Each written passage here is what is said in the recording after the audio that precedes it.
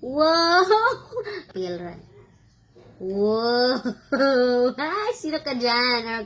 Flawless. Mamahaw ta, guys. Pero before ta mamahaw, nahinog na ang atong avocado. Ato sa season tilawan. Nahinog na ang atong dako nga avocado.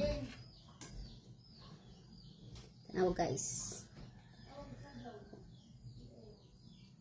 Dugayan ning sangko sa kuan. Itang liso. Char. Oo nga ito nga. Ano guys, unsa kalami ag avocado guys. Tadan! Wow! Arang gapa. Ang gapa ha guys. Arang bagaag unod. Look at that. Oh, bagaas unod na. Tanong di kaon. Ha? Wala na. Kaon. Ning lanlanon guys. Tungtil. Testingan. Testingan na ito gamay. Malapulot na. Ang gwapa ha. Mo nilamion ata na itong ipil rin. Wow! Ay, sino ka dyan? Flawless. Kagwapa. Ang kakrimit tayo. Ang kakrimit na jud. As M. Murag. Di, kanong. Murag di mabugto sa hong kuam.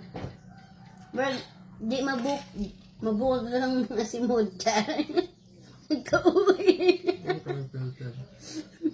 Why, pertiray na eh. Gwapa mo. Good. Ang bagaa guys, o tanawa guys. Ang ka-creamy jud, as in. Pilaw ka? Kaya, oh guys. Ready to nagtanom guys. Ready sa nagtanom guys. Ang bana nagtanom ani guys. Pero ni katuig tayo. 6 years? 6 years na munga na. Bidyan tinanam na. Ang ka-flawless. Ay, bayot. Why bungot-bungot? Oh, bungot. Why kanang bungot lagi. Mapagka-avocado. Ang kalami. Next na yun. Nindot dun pasanayon guys. Dahil so guys, oh, namian ni itanom. Mamangkot na po ko. Kinsay mga jo aning liso aning avokadoha. Pag kugira jud og tanom guys, after 6 years makabunga na ka. Successful deposit yun. Ha? Deposit yes. Before 6 years og markot. Auli sa kwan. Sa kayong bantaan sa kwan. Kani siyang avokadoha guys no kay ning tuhoy ra gid ni siya kay Oo man. naungan man ni siya na balingbing na ay Mabito tayo? Narang naungan ni siya. Ebe. Pero tanawa ang quality sa iyang bunga guys. Pak. Manig iyang liso, arang kadako. Pero ang unod arang hapong bagaa. Ano pa? Dapay kan unon. Di apa. Tulo ba dyan to? Itong na-harvest. Muna siya usa.